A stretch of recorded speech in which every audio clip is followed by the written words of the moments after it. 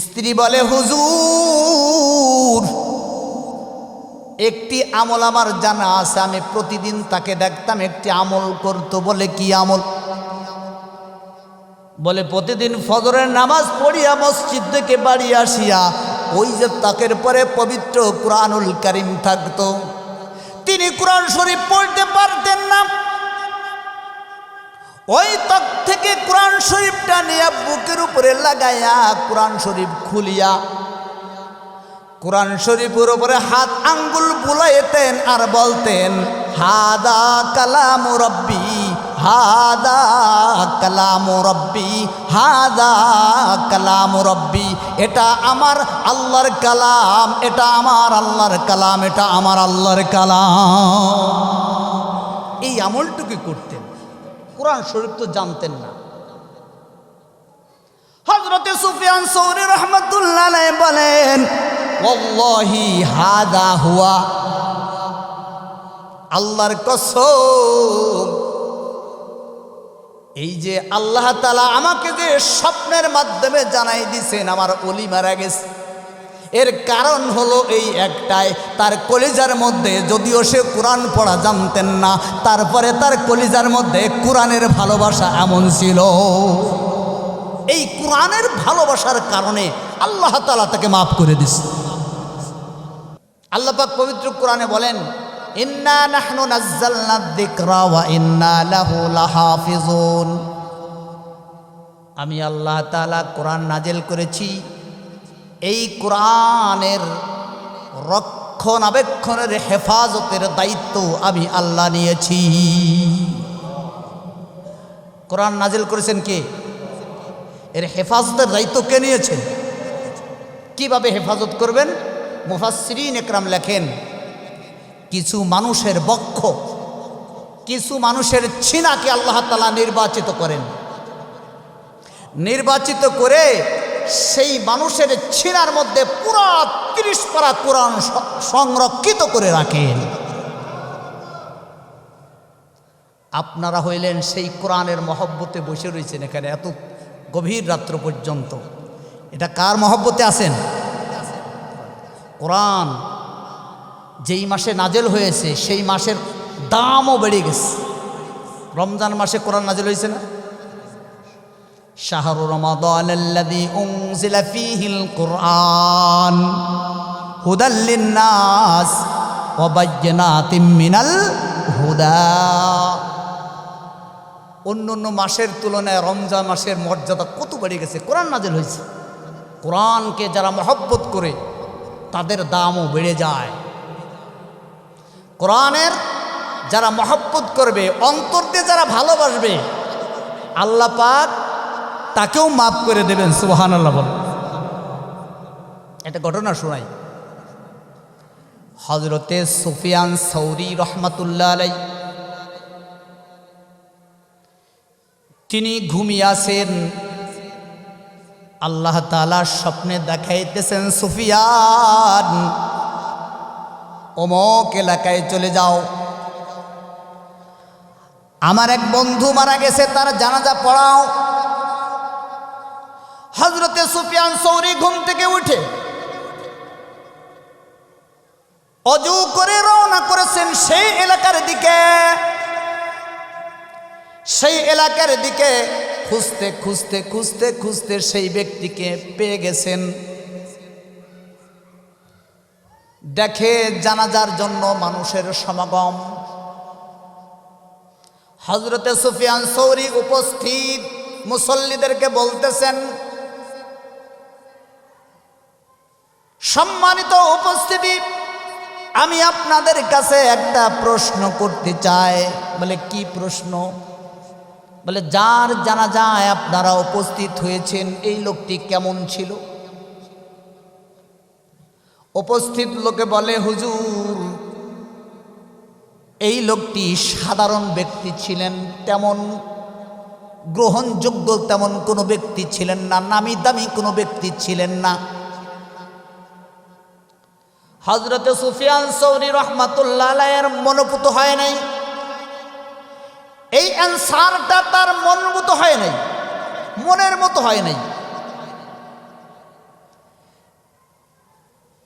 তিনি সরাসরি বাড়ি চলে গেছেন, তার সদস্যবৃন্দদের কাছে বলতেছে, আপনাদের কাছে প্রশ্ন, যেই লোকটা মারা গেলেন আপনাদের তো আপনজন, এই লোকটা কেমন ছিল? উপস্থিত সদস্যগণ বলতেছেন, হুজুর তিনি একজন সাধারণ মানুষ ছিলেন, তেমন কোনো নামি দামি লোক ছিলেন না। 5 বেলা নামাজ পড়তেন, হালাল খাইতেন, কোরআন শরীফ পড়া তিনি তেমন জানতেন না। হযরতে সুফিয়ান সৌরি রাহমাতুল্লাহ আলাইহি এই প্রশ্নের উত্তর, এদের উত্তরও সুফিয়ান সৌরির মনের মতো হয় নাই। তার স্ত্রীকে নির্জনে ডেকে নিয়ে গেছে, বলেন মা তোমার স্বামী তো মারা গেছে? বলে হ্যাঁ। এমন কিছু আমল থাকে স্ত্রী স্বামীর আমলগুলো জানে, অন্য কেউ জানে না। এমন কিছু আমল থাকে স্বামী জানে, স্ত্রীর খবর অন্য কেউ জানে না। এমন আমল কিছু থাকে কি থাকে না? সুফিয়ান সৌরি রাহমাতুল্লাহ আলাইহি নির্জনে ডেকে বলতেছেন, মা তুমি সত্য কথাটা বলো, তোমার স্বামী কেমন ছিল?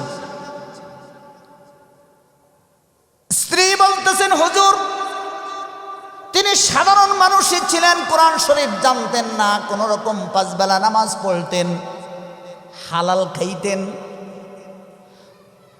সুফিয়ান সৌরি বলেন, বিশেষ কোনো আমল তোমার জানা আছে কিনা? স্ত্রী বলে, হুজুর একটি আমল আমার জানা আছে, আমি প্রতিদিন তাকে দেখতাম একটি আমল করত। বলে কি আমল? বলে প্রতিদিন ফজরের নামাজ পড়িয়া মসজিদ থেকে বাড়ি আসিয়া ওই যে তাকের পরে পবিত্র কুরআনুল কারীম থাকতো, তিনি কোরআন শরীফ পড়তে পারতেন না, ওই তক থেকে কোরআন শরীফটা নিয়ে বুকের উপরে লাগাইয়া কোরআন শরীফ খুলিয়া কোরআন শরীফের উপরে হাত আঙ্গুল বুলাইতেন আর বলতেন, হাদা কালামু রব্বি, হাদা কালামু রব্বি, হাদা কালামু রব্বি। এটা আমার আল্লাহর কালাম, এটা আমার আল্লাহর কালাম, এটা আমার আল্লাহর কালাম। এই আমলটুকু করতেন, কোরআন শরীফ তো জানতেন না। হযরতে সুফিয়ান সৌরি রাহমাতুল্লাহ আলাইহি বলেন, ওয়াল্লাহি হাদা হুয়া, আল্লাহর কসম এই যে আল্লাহ তাআলা আমাকে যে স্বপ্নের মাধ্যমে জানাই দিয়েছেন আমার ওলি মারা গেছে, এর কারণ হলো এই একটাই, তার কলিজার মধ্যে, যদিও সে কোরআন পড়া জানতেন না, তারপরে তার কলিজার মধ্যে কোরআনের ভালোবাসা এমন ছিল, এই কোরআনের ভালোবাসার কারণে আল্লাহ তাআলা তাকে মাফ করে দিয়েছে। কোরআনকে শুধু অন্তর দিয়ে যদি ভালোবাসতে পারি, বাস অন্তর দিয়ে আমরা ভালোবাসবো তো ইনশাআল্লাহ, অন্তর থেকে আমরা ভালোবাসতে থাকবো, কোরআন ওয়ালাদেরকে ভালোবাসতে থাকবো, পারবো না ইনশাআল্লাহ?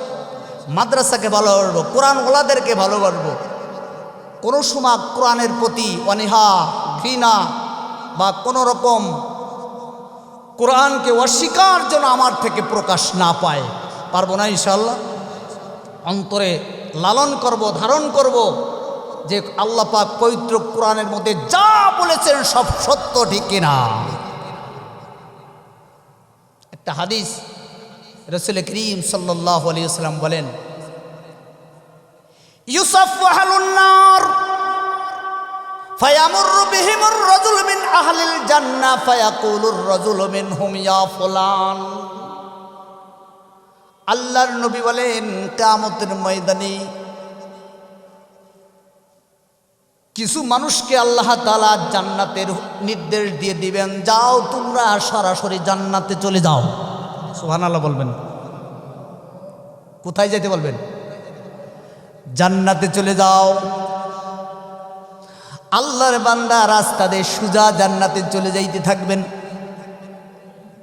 আল্লাহর নবী বলেন, ওই রাস্তার দুই পাশে কিছু সংখ্যক লোক জাহান্নামের আসামি, তারা ওত পাইতে থাকবে, রাস্তার কিনারায় এরম হয়ে দাঁড়ায় থাকবে, তারা কিন্তু জাহান্নামের আসামি, ওত পাইতে দাঁড়ায় থাকবে। হঠাৎ করে দেখবেন জান্নাতীরা আসতেছে, ফায়ামুরু বিহিমুর রাজুলু মিন আহলিল জান্নাহ ফায়াকুলুর রাজুলু ইয়া ফুলান আমা তা'রিফুনি। রাসূল বলেন তখন ওই জাহান্নামের আসামিগুলা তাদের মধ্য থেকে কেউ ডেকে বলবেন, হুজুর আমাকে চেনেন নাকি? আমা তা'রিফুনি, আমাকে চিনেন? বলে চিনা চিনা তো লাগে। আনাল্লাযী সাকাইতুকা শারবাতান, হুজুর আপনি কি আমাকে চেনেন না? ওই যে আপনি মাদ্রাসায় পড়াইতেন, ছাত্রদেরকে পড়াইতেন, অথবা বলবে যে তুমি না ওই আমাদের মাদ্রাসায় পড়তা, আমি দাওয়াত করে নিয়ে তোমাকে একদিন খাওয়াইছিলাম। হুজুর আমি দাওয়াত করে আপনাকে চা স্টোরে নিয়ে চা খাওয়াইছি, দাওয়াত করে খানা খিলাইছি, এমন হয় কি হয় না?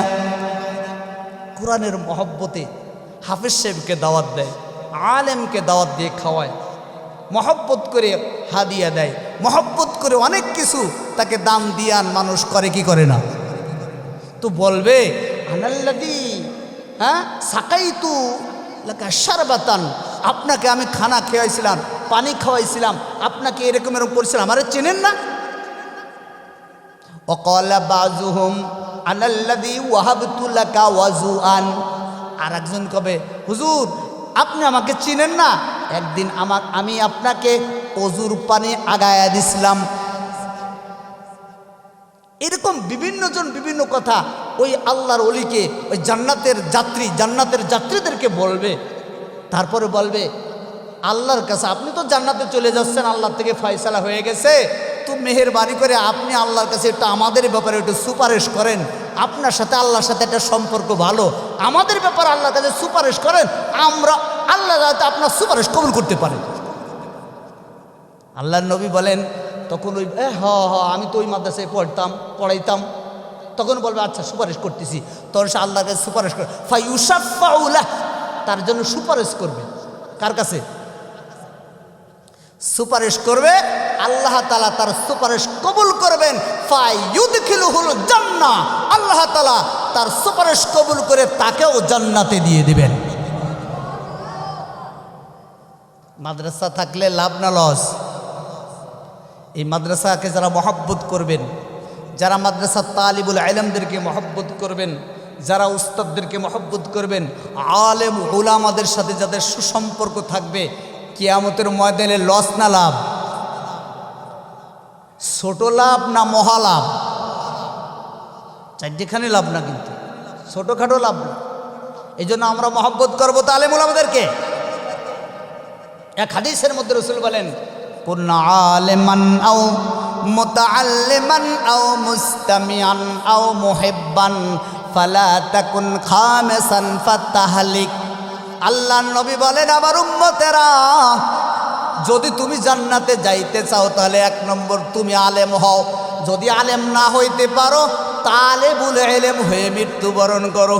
আলেম হইতে পারলা না, তালেবুল ইলম হইতেও পারলা না, আও মুস্তামিয়ান, অন্তত আলেমদের কাছ থেকে শুনে শুনে আমলকারী হয়ে যাও। রাসূল বলেন আলেম হইতে পারো নাই, তালিবুল ইলম হইতে পারো নাই, আলেমদের কাছ থেকে শুনে শুনে আমলকারী হইতে পারো নাই, অন্তত আলেমদেরকে অন্তর দিয়ে ভালোবাসো, তারপরেও তোমার জান্নাতে যাওয়ার একটা রাস্তা খোলা থাকবে। পারবো না ইনশাল্লাহ? ফালা তাকুন খামিসান ফাতাহলিক। রাসূল বলেন যদি তুমি কোনো পঞ্চম কোনো রাস্তা অবলম্বন করো এই 4 রাস্তা ব্যতীত, তাহলে তুমি ফাতাহলিক, তুমি হালাক হয়ে যাবে, তুমি জাহান্নামে চলে যাবে। বলে নাউজুবিল্লাহ। এই জন্য আমরা সকলেই আলেম উলামাদেরকে আমরা ভালোবাসবো তো ইনশাআল্লাহ। উলামায়ে কেরামের সাথেই আমরা সবসময় সুসম্পর্ক বজায় রাখবো, মাদ্রাসা ওয়ালাদের সাথে আমরা থাকবো। পারবো না ইনশাআল্লাহ? মাদ্রাসায় দেখেন আপনার ছেলেকে যদি মাদ্রাসায় পড়ান, মা বাবারও বিরাট লাভ, মা বাবারও বিরাট। কেমন লাভ? পৃথিবীর মধ্যে সর্বশ্রেষ্ঠ তাফসিরের কিতাব, জগৎ বিখ্যাত তাফসির, তাফসিরে কবির, এর ভিতরে ইমাম ফখরুদ্দিন রাজি রহমতুল্লাহ আলাইহি তিনি একটা ঘটনা লিখছেন। কি ঘটনা? হযরতে মূসা পয়গম্বর রাস্তা দিয়ে হেঁটে যান, রাস্তার পাশে দেখে একটি কবরে আযাব হইতেছে, ভীষণ আযাব হইতেছে। মূসা পয়গম্বর আবার যখন ওই রাস্তা দিয়ে ফিরে আসতেছেন, দেখে সেই আযাব বন্ধ হয়ে গেছে, ওই কবরের মুর্দা খুব সুখে শান্তিতে আছে।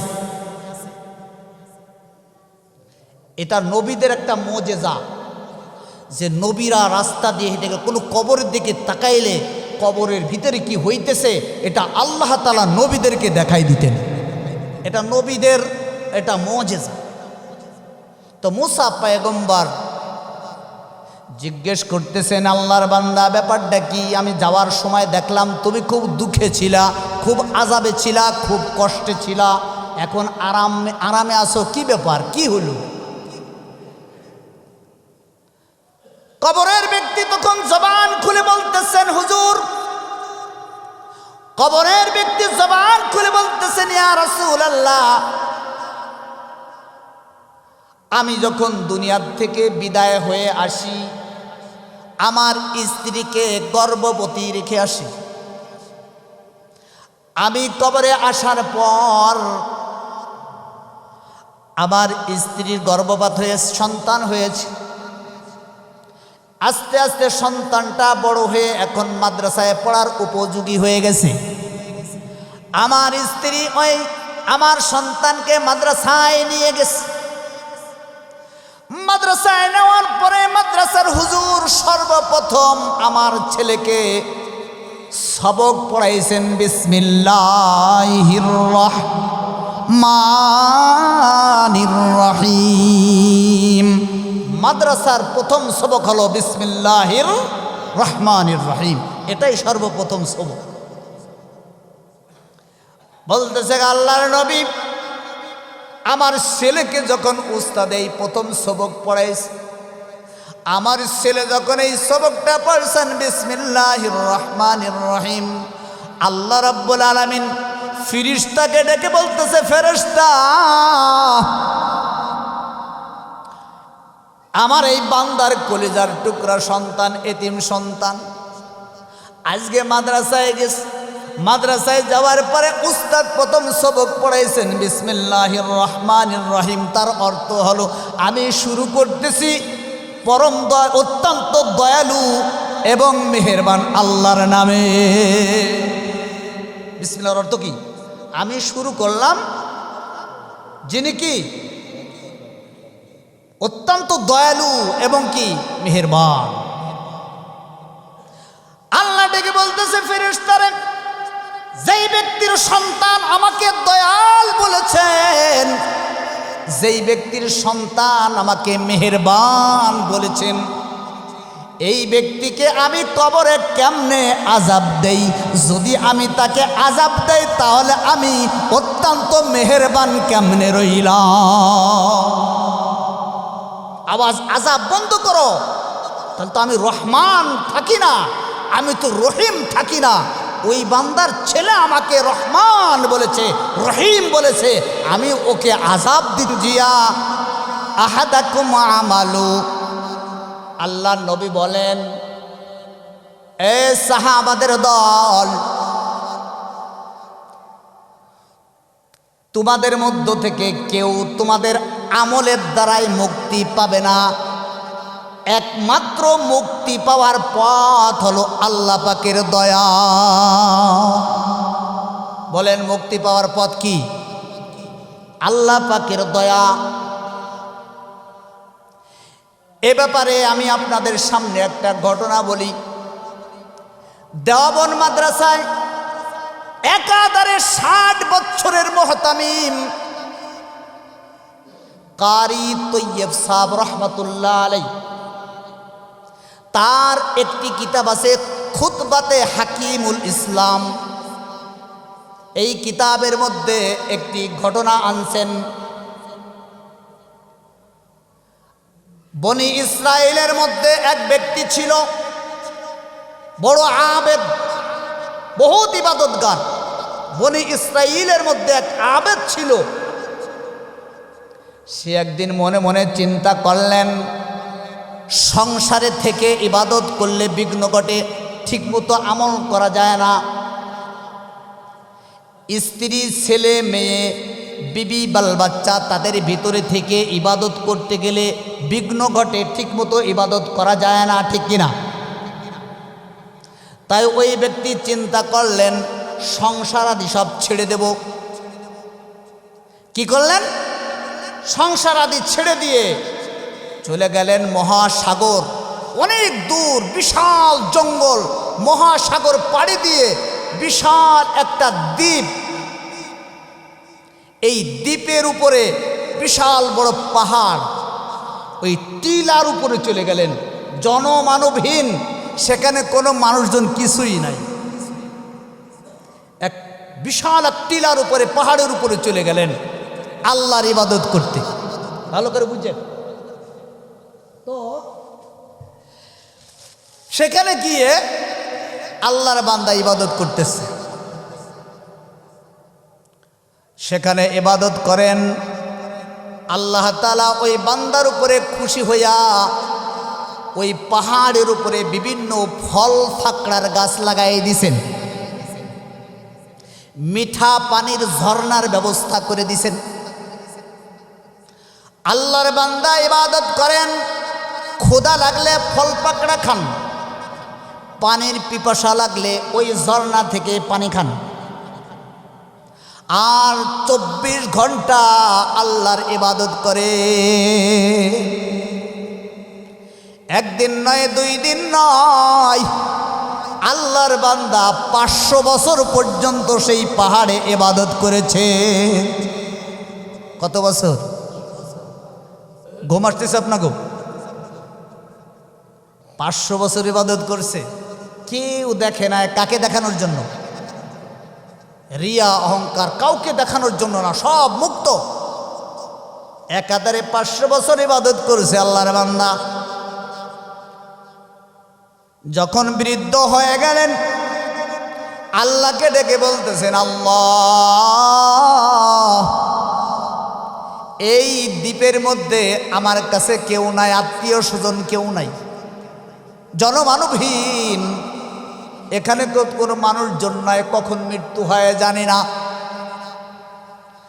তবে গো আল্লাহ, আপনার কাছে আমি দোয়া করি, আমাকে যখন মৃত্যু দিবেন তখন সিজদারত অবস্থায় আপনি আমাকে মৃত্যু দিবেন। সিজদারত অবস্থায় মৃত্যু দিবেন। কারণ হাদিস শরীফের মধ্যে আসছে, তুহশারুনা কামা তামুতুন ওয়া তামুতুনা কামা তাহয়ুন। রাসূল বলেন, যে যেভাবে জিন্দেগি যাপন করবে তার মৃত্যু তেমন হবে। যে যে হালাতে মরবে কিয়ামতের ময়দানে সেই হালতেই উঠবে। রাসূল বলছেন, আমি যে অবস্থায় মারা যাব ঠিক সেই অবস্থায় কিয়ামতের ময়দানে উঠব। তাই আল্লাহর বান্দা কইতেছে, আল্লাহ, তুমি আমাকে মৃত্যু যখন দিবা তো আমাকে সিজদারত অবস্থায় আমাকে মৃত্যু দান করবে। আর একটা দোয়া করলেন, আল্লাহ, আমি যখন মারা যাব আমার লাশের গোসলের ব্যবস্থা আপনি করবেন, জানাজার ব্যবস্থা আপনি করবেন, দাফনের ব্যবস্থা আপনি করবেন। এখানে কোনো মানুষজন কিছু নাই, একাধারে তো 500 বছর তোমাকে দেখানোর জন্য ইবাদত করছি, অন্য কাউকে দেখানোর জন্য করি নাই, ঠিক কিনা? আল্লাহ দোয়া কবুল করে নিছেন।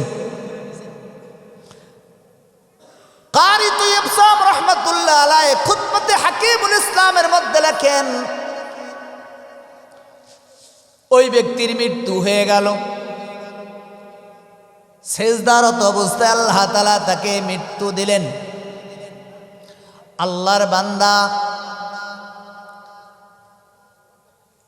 বান্দার যখন মৃত্যু হয়ে গেল, আল্লাহ তাআলা বললেন, এ ফেরেশতা, আমার এই বান্দার আমলে আমি আল্লাহ খুশি হয়ে গেছি। 500 বছর পর্যন্ত অন্য কাউকে না দেখায় আমার জন্য ইবাদত করেছে, আমি বড় খুশি হয়ে গেলাম। যা যা আমার এই বান্দাকে আমার দয়ার দ্বারায় জান্নাতে নিয়ে যা। এই কথা যখন কইছে, আল্লাহর বান্দার অন্তরের মধ্যে একটু ওয়াসওয়াসা আসছে। হ্যাঁ, আল্লাহ পাক এই কথা কেন কয়? 500 বছর ইবাদত করলাম, এখন কয় আমি 500 বছর ইবাদতে খুশি হয়ে গেছি, আমার রহমতের দ্বারাই জান্নাতে নিয়ে যাও। যদি আল্লাহর রহমতের দ্বারায় যদি জান্নাতে যেতে হয়, তাহলে আমার 500 বছরের ইবাদত গেল কোথায়?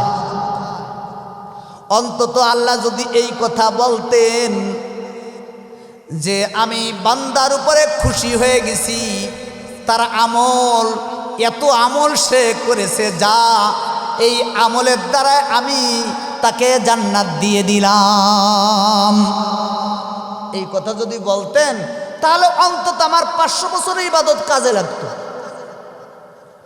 মনের মধ্যে একটু ওয়াসওয়াসা আসছেন। বলেন তো, আল্লাহ অন্তর্যামী ঠিক কিনা? অন্তরের খবর জানেন কি জানেন না? আল্লাহু আলিমুম বিযাতিস সুদূর, ঠিক কিনা? আল্লাহ অন্তর্যামী। এবার আল্লাহ তাআলা ওই ফেরেশতাকে বলতেছে, ফেরেশতা, আমার ওই বান্দাকে জান্নাতের দিকে না নিয়ে জাহান্নামের দিকে নিয়ে যা। তবে রে ফেরেশতা, আমার ওই বান্দাকে জাহান্নামে ঢুকাবি না, জাহান্নামের দিকে নিয়ে যাবি, কিন্তু জাহান্নামে ঢুকাবি না। জাহান্নাম থেকে 500 বছরের রাস্তার দূরত্ব এক জায়গায় দাঁড় করে রাখবি, যেখান থেকে জাহান্নামের গরম হাওয়া প্রবাহিত হইতেছে। এমন জায়গা নিয়ে দাঁড় করে রাখবি যেখানে জাহান্নামের গরম হাওয়া যাচ্ছে, বাতাস। ফেরেশতা নিয়ে গেছে, নিয়ে 500 বছর দূরত্ব জাহান্নাম থেকে এমন একটা রাস্তায় দাঁড় করে রাখছে যেখানে জাহান্নামের গরম হাওয়া প্রবাহিত হচ্ছে, তার শরীরে লাগতেছে। ওই কিতাবের মধ্যে লেখেন, এই জাহান্নামের গরম হাওয়া যখন আল্লাহর বান্দার শরীরে যখন লাগছে, কিছুক্ষণ পরে তার শরীর শুকায় গেছে।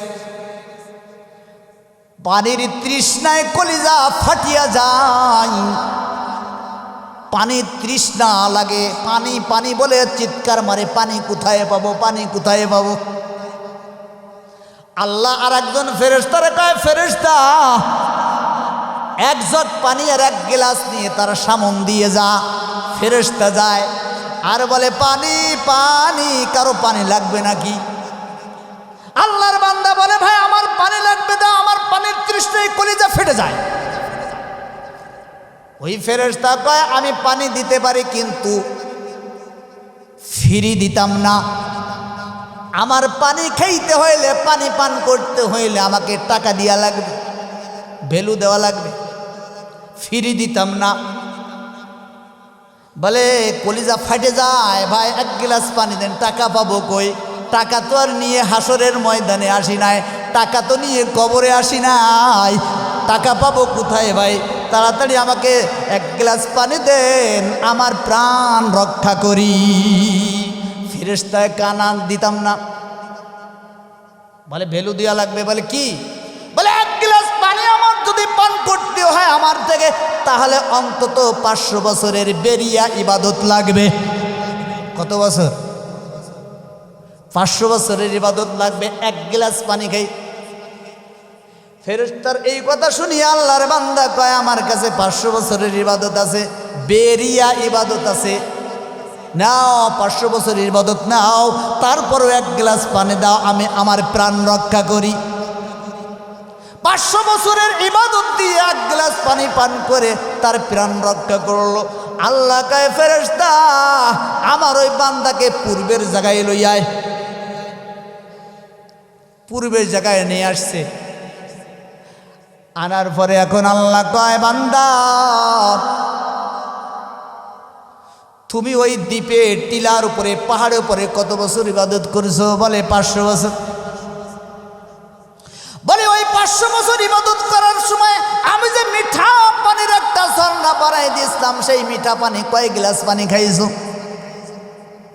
সেখানে ফল ফাকড়া ছিল, এই ফল ফাকড়া কতগুলো খাইছো হিসাব দাও, তারপরে জান্নাতে যাও। কয় গ্লাস পানি খাইছো হিসাব দাও, তারপরে জান্নাতে যাও। তোমার চোখের লাইট আমি দিয়েছি, চোখ দিয়ে তাকাইছো, চোখের হিসাব দাও, জান্নাতে যাও। শ্বাস প্রশ্বাস নিছো আর টানছো, এই শ্বাস প্রশ্বাসের হিসাব দাও, তারপরে জান্নাতে যাও। হাত পাও আমি আল্লাহ দান করেছি, হাত পাও দিয়ে কত উপকার পাইছো দুনিয়ায় হিসাব দাও, জান্নাতে যাও।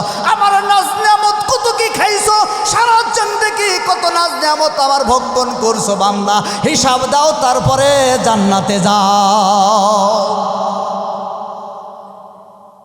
তুমি যে মনে মনে কইলা যে আমি 500 বছর ইবাদত করেছি, 500 বছর ইবাদত গেল কোথায়?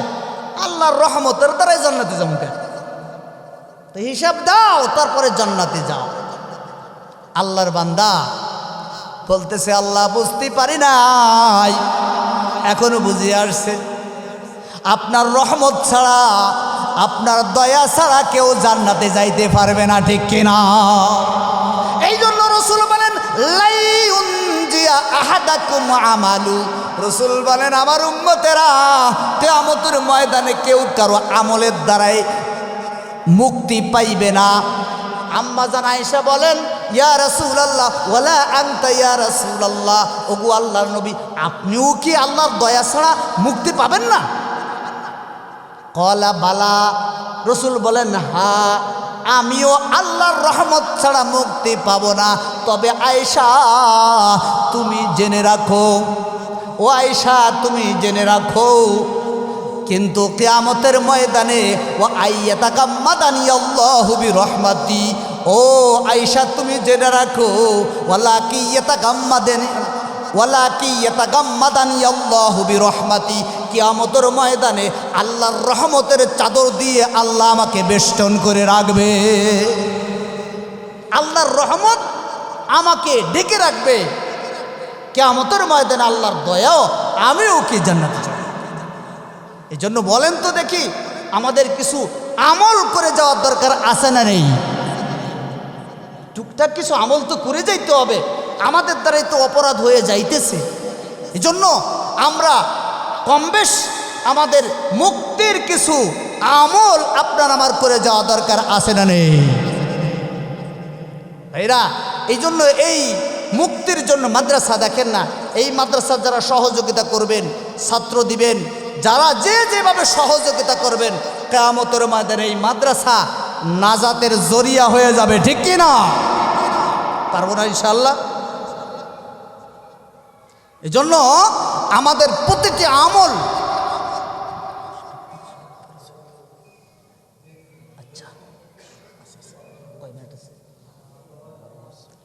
আচ্ছা আচ্ছা ঠিক আছে। তো এই জন্য আল্লাহ অনেক মা বোনও আসছে এখানে, মা বোনেরও তো বলেন তো খালি আমরা জান্নাতে যাব না, মা বোনদেরও জান্নাতে যাওয়ার দরকার আছে, সকলে জান্নাতে যাওয়ার দরকার আছে না?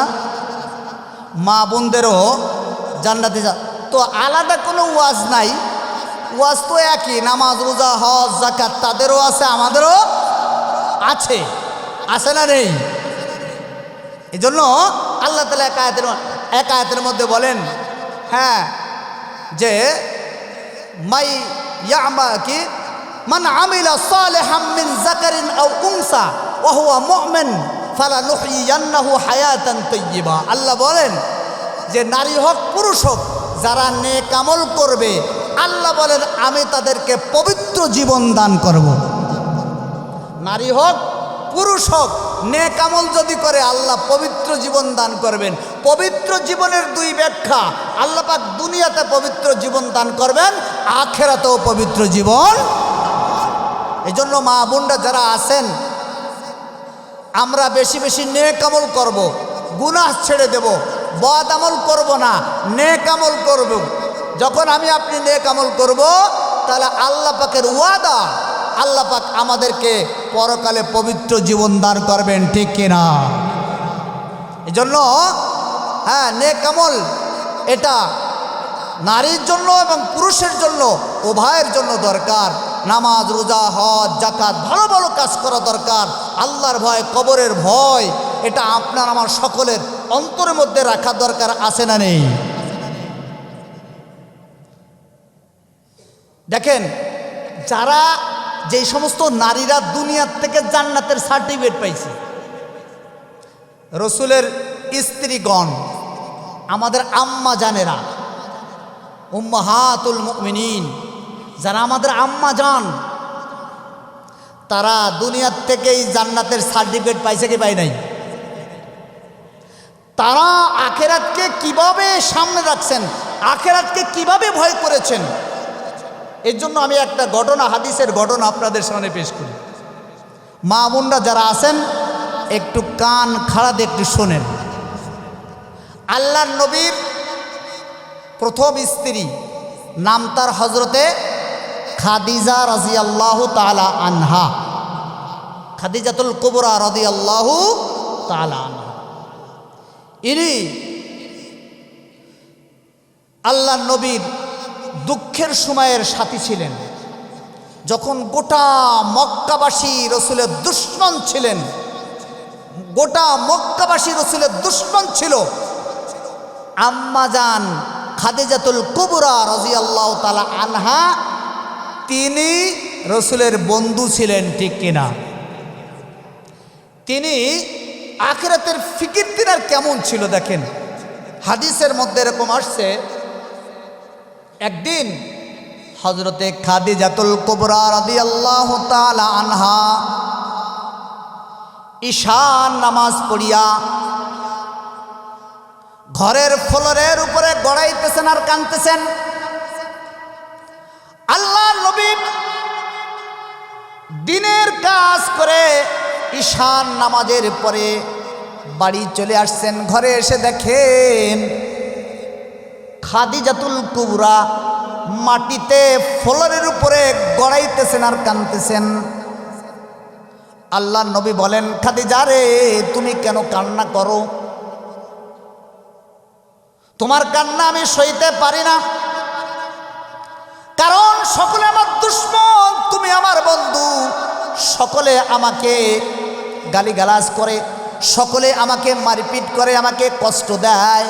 তুমি আমাকে সান্ত্বনা দিছো, ওই দুঃখের সময় তুমি আমার পাশে ছিলা, তুমি আমাকে সার্বিকভাবে তুমি আমাকে সহযোগিতা করেছো, তুমি আমার দুঃখের সময়ের স্ত্রী, ঠিক কিনা? তোমার কান্না আমি সইতে পারি না রে খাদিজা, তুমি কান্না বন্ধ করো। হযরতে খাদিজা আরো বেশি কান্না করেন আর বলেন, ওগো আল্লাহর নবী, আমি কান্না বন্ধ করব না, ওই কবরের ভয় আমাকে অস্থির করে ফেলছে, আখিরাতের চিন্তা আমাকে পেরেশানি করে ফেলছেন।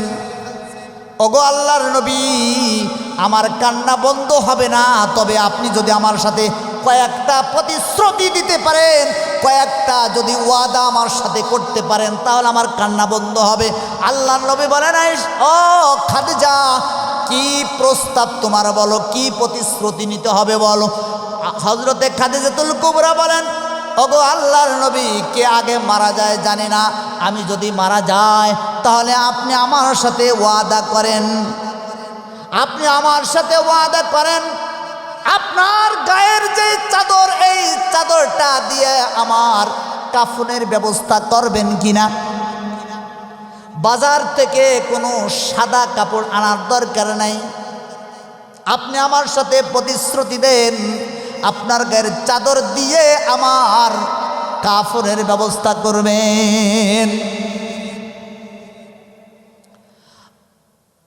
আল্লাহর নবী বলতেছেন, খাদিজা, এমন ওসিয়াত কেন, এমন প্রতিশ্রুতি কেন? হযরতে খাদিজাতুল কুবরা বলেন, ও ওগো আল্লাহর নবী আমার বিশ্বাস আপনার গায়ের চাদর যদি আমার গায়ে জড়িয়ে যদি আমি কবরে যাই তাহলে আমার আস্থা আমার বিশ্বাস কবরে আমাকে কিছু বলতে পারবে না, ফেরেশতারা আমার দিকে হাত বাড়াইতে পারবে না। আল্লাহ নবী বলেন যাও এটা মঞ্জুর, কান্না বন্ধ করো। সিদরাতুল কুবরা কান্না বন্ধ করেন না, আরো কান্দে, বলে আরো প্রতিশ্রুতি আছে। কি বলে? আমি মারা গেলে আপনি আমার সাথে ওয়াদা করেন আপনি নিজে আমার জানাজা পড়াবেন কিনা। কি জন্য? বলে আমার বিশ্বাস আপনি যদি আমার জানাজা পড়ান, আমার লাশটার সামনে নিয়ে যদি আপনি বলেন আল্লাহুম্মা গফিরলি হাইয়িনা ওয়া মাইয়িতিনা, ও আল্লাহ উপস্থিত সকলকে মাফ করে দেন, এই মাইয়েতকেও মাফ করে দেন। আপনি যদি এই কথা আল্লাহর কাছে বলেন, আমার বিশ্বাস আমাকে আল্লাহ অবশ্যই মাফ করে দিবে। যাও এটা মঞ্জুর, কান্না বন্ধ করো। বলে না, আর একটা আওয়াজ। বলে কি ওয়াদা বলো? হযরতে খাদিজাতুল কুবরা বলতেছেন আমাকে যখন জানাজার মাধ্যমে যখন বিদায় দিয়ে দেবেন, কবরে নিয়ে যখন রাখিয়া বাঁশের ছাউনি দিয়া কবরটা পরিপাটি করিয়া যখন যার যার বাড়ি চলে আসবে, ওগো আল্লাহর নবী আপনি আমার সাথে প্রতিশ্রুতি দেন, আমার সাথে ওয়াদা করেন আমাকে ওই কবরে একা ফেলে আসবেন না, আপনি আমার কবরের পাশে দাঁড়িয়ে থাকবেন। সকলে চলিয়া যাইবে, দুইজন ফেরেশতা আমার কবরে আসবে, এসে আমাকে তিনটি প্রশ্ন করবে, এই প্রশ্নের উত্তর হয়তো বা আমি দিতে পারবো না। আপনি আমার সাথে ওয়াদা করেন আপনি উপর থেকে আমার প্রশ্নের অ্যান্সার দিয়ে দিবেন কিনা।